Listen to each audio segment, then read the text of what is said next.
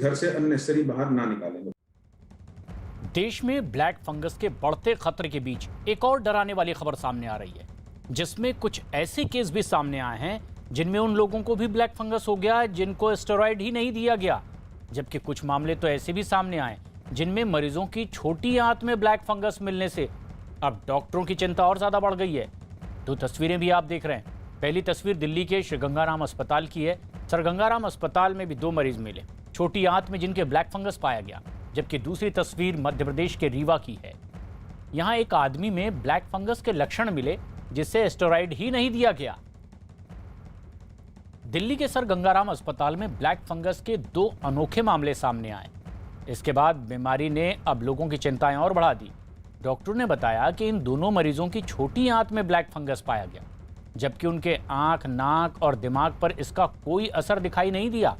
हालांकि ये दोनों ही मरीज कोरोना से पीड़ित थे, लेकिन इन दोनों को स्टेरॉइड भी नहीं दिया गया। इनकी छोटी आंत में ब्लैक फंगस मिलने से अब डॉक्टरों की भी मुश्किलें बढ़ गई है और इन्हें ने अब इस केस को दुर्लभ केस बताया है। इन दोनों केसेस के अंदर रेयर चीज़ें ये हैं, एक तो ये दोनों पेशेंट्स कोविड के थे और इन दोनों को डायबिटीज़ थी।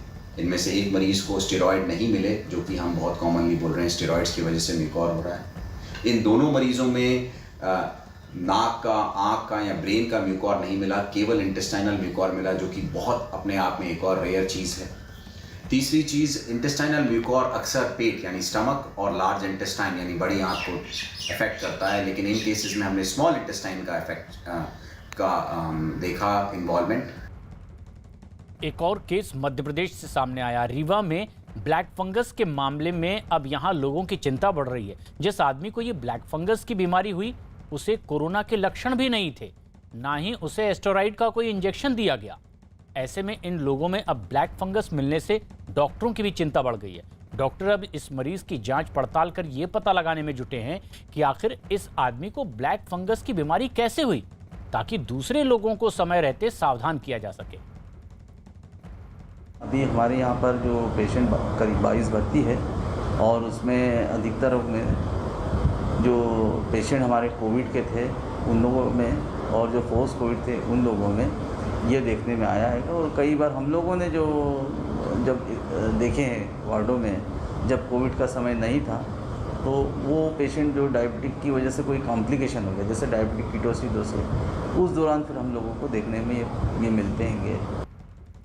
महाराष्ट्र में भी ब्लैक फंगस का दायरा लगातार बढ़ता चला जा रहा है। अब तक ब्लैक फंगस के 1500 मरीज सामने आ चुके हैं महाराष्ट्र में, जबकि इस बीमारी ने अब तक राज्य में 90 लोगों की जान ले ली। अकेले मुंबई शहर में ही 115 लोग ब्लैक फंगस के शिकार हैं। इनका इलाज सायन, नायर, कूपर और केईएम अस्पताल में चल रहा है। मुंबई के अलावा पुणे, नासिक और नागपुर में भी ब्लैक फंगस की वजह से परेशानी बढ़ गई है। देश में अब तक सबसे ज्यादा ब्लैक फंगस के केस महाराष्ट्र से ही सामने आए। महाराष्ट्र में लगातार बढ़ते ब्लैक फंगस के मामलों के बीच अब मुंबई शहर के पालक मंत्री असलम